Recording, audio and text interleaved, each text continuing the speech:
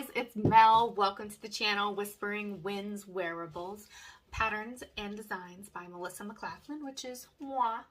So, welcome to these tutorials. I'm going to be going over everything that I have self-taught myself over the last 5 years. So, as you know, I started crochet as a way to kind of ease some stress out of my life, and I have just fallen in love with being able to create some of the most beautiful things out of yarn.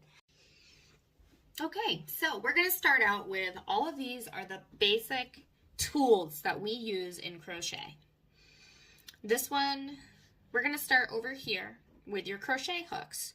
So as you can see, I've got a multitude of sizes from 3.5 millimeter, 4.5 millimeter, and 5.5 millimeter. And you can see that right there. That's where you'll find it. Sometimes they're labeled with letters. I unfortunately don't have any labeled with letters, just the millimeter sizes. And you'll also notice that I've got 2 metal and a wooden. So the pros and cons of everything, and this is totally up to you for what you like, what you don't like. I use both.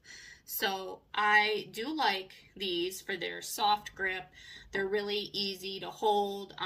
Some people do crochet like a pen.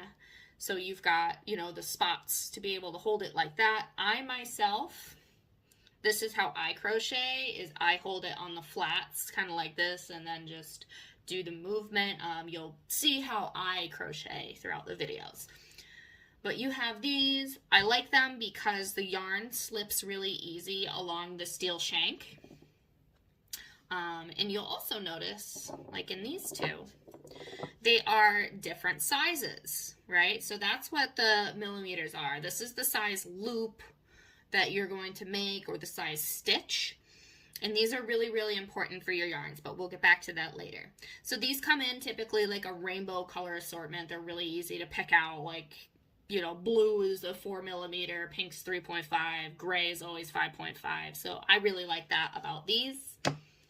And the one that rolled away from us is a wooden crochet hook. So as you can see, this is a 4.5 millimeter, and it's got a nice hook on the end.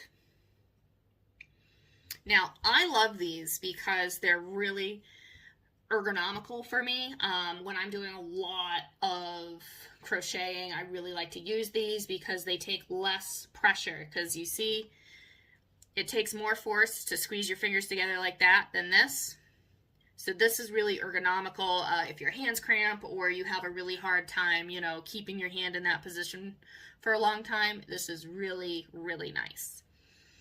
Now, the reason I have both of these, besides the ergonomics, is I love to crochet outside. And I want you to think about this. If you're staring out in the sunshine at metal, it's going to hurt your eyes after a while. And that's the only thing I don't like about the metal crochet hooks, is when I'm outside, I can't see what I'm doing because I am blinded. I really love using these wooden hooks outside. Because it's wood, it's not reflective, so it doesn't blind me. I can focus on what I'm doing, and that's very nice. The only real con I have to these wooden ones is sometimes the tips, once you start wearing on them, will kind of start to splinter. I'm playing around right now with resin dipping these, so it adds a nice like plastic coating right at the tip, not so much the shank, but just there.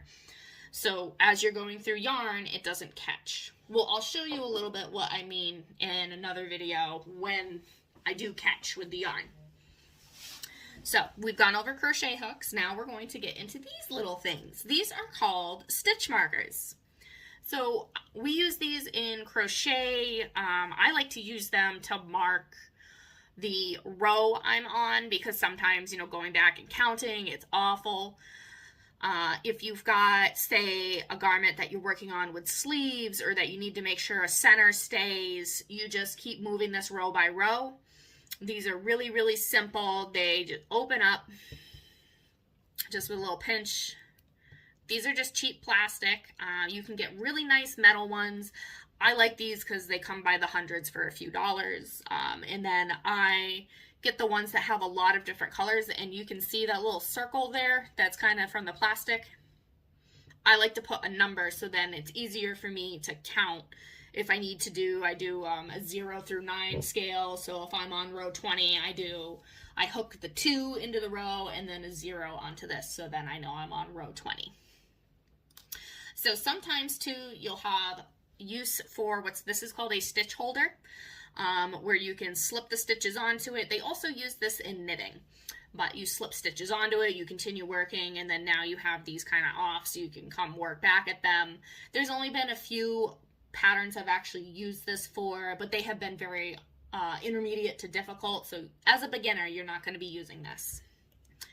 Next we have a tapestry needle. So a tapestry needle is going to be different than a sewing needle, and I don't know if you can know, but it's going to be very easy to thread this needle because the eye is so big, hence why it's a tapestry needle. It's meant to utilize larger yarns that are not single strand threads.